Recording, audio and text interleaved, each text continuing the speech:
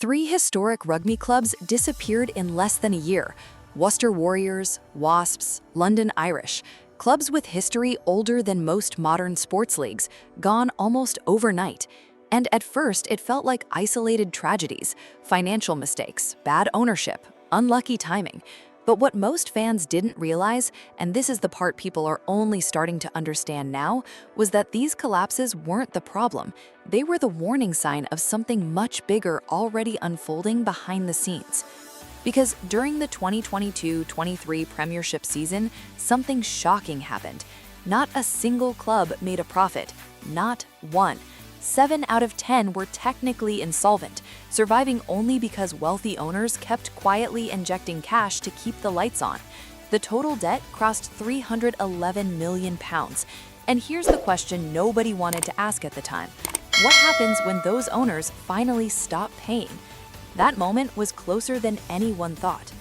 Fans saw matches every weekend, packed stadiums, international stars performing, and everything looked normal. But underneath, English rugby wasn't operating like a professional sport. It was operating like a collection of emotional investments. Clubs weren't businesses, they were passion projects. And passion, as it turns out, doesn't balance financial books. Now, here's where things take a turn most supporters didn't notice. The very tradition English rugby celebrated for decades, promotion and relegation, quietly became the reason investors stayed away. Think about it. You spend millions building a club, growing a fan base, upgrading facilities, and one bad season sends you into a lower division where broadcast money collapses overnight. Suddenly, your investment loses value instantly.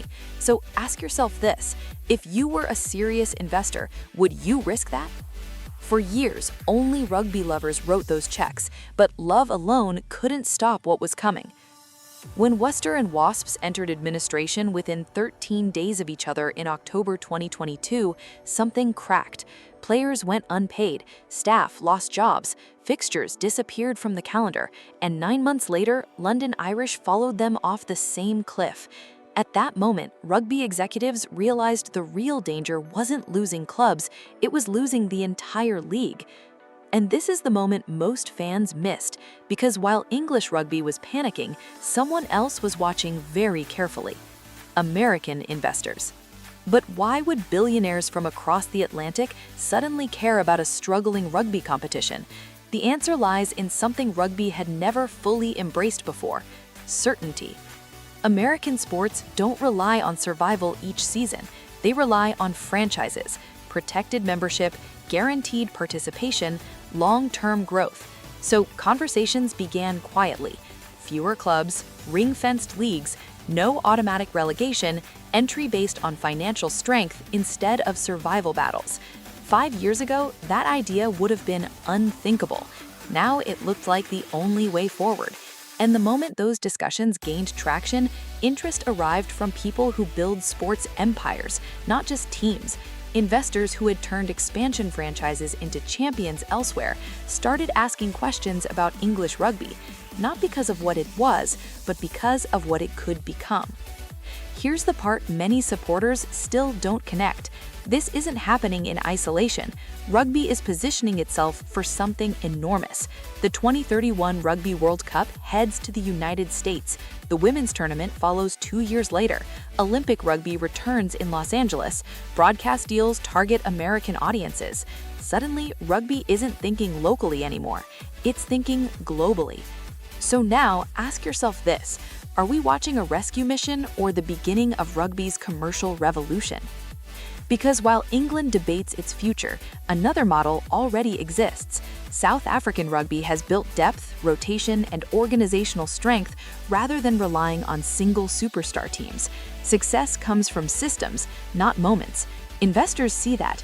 They're not buying players, they're buying structures capable of lasting decades. And this leads to a controversial thought, one that divides fans every time it's mentioned.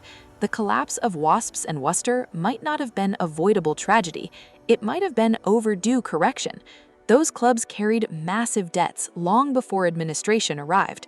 The old system delayed reality instead of fixing it. But here's the uncomfortable trade-off nobody talks about enough. If franchises save the Premiership financially, something else may disappear quietly at the same time. For generations, smaller clubs believed success on the field could earn promotion to the top level. That dream defined English rugby culture.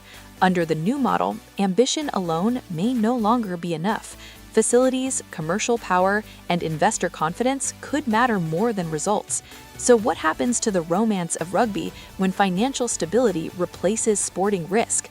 And here's the bigger question, one that will shape the next decade. When American franchise logic fully arrives, when investors are locked in and clubs become global brands, does English rugby grow stronger, or does it slowly stop feeling English at all?